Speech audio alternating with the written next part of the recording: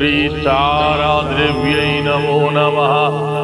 ওম মৃতারাদ্রব্যৈ নমো নমঃ। ওম মৃতারাদ্রব্যৈ নমো নমঃ।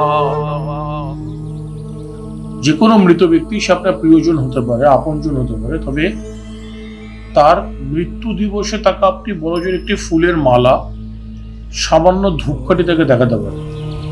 কোনো কিছু খেতে দেওয়া, পানীয় হিসাবে জল দেওয়া, এটা কিন্তু একটি গুরুতর অপরাধ।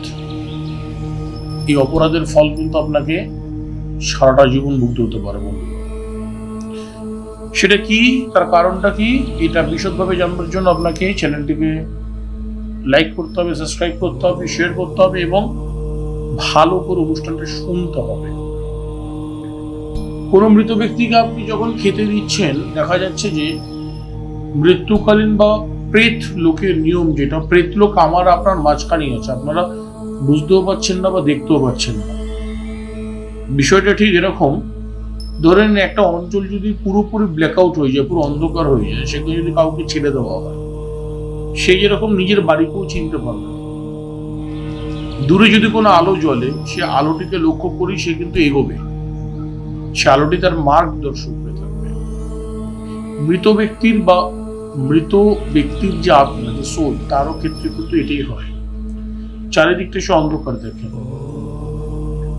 তো তাকে যখন আপনি খাবার দিচ্ছেন বা জল দিচ্ছেন, তখন তাকে আপনি আহ্বান করছেন নিজের দিকে। দেখা যাচ্ছে সেই সময়টিতে হয়তো সে পরমাত্মার বা পরব্রহ্মের খুব কাছাকাছি পৌঁছে গেছে।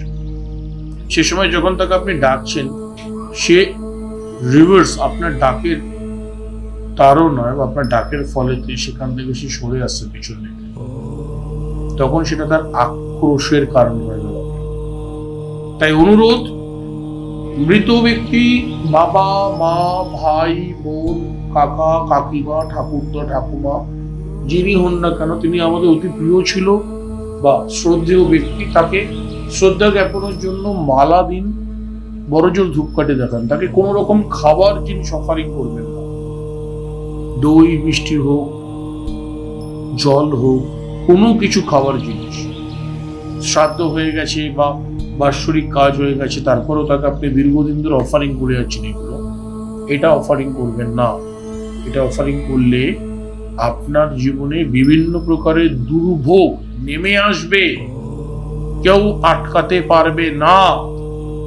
তাই প্লিজ, কোনো মৃত ব্যক্তির ছবির সামনে কোনো মিষ্টি, জল, তার ভালো লাগার খাবার, তার ভালোবাসার খাবার, এগুলো দেবেন না। কারণ মৃত্যুর পর আত্মার সঙ্গে ঠিক আপনাদের বা আমার, যাদের ক্ষেত্রে হোক না কেন, যেই রিলেশনটা থাকে, সেই রিলেশনের টানটা আর থাকে না। তখন সে মুক্তি প্রাপ্তির জন্য পরমাত্মাকে খুঁজে।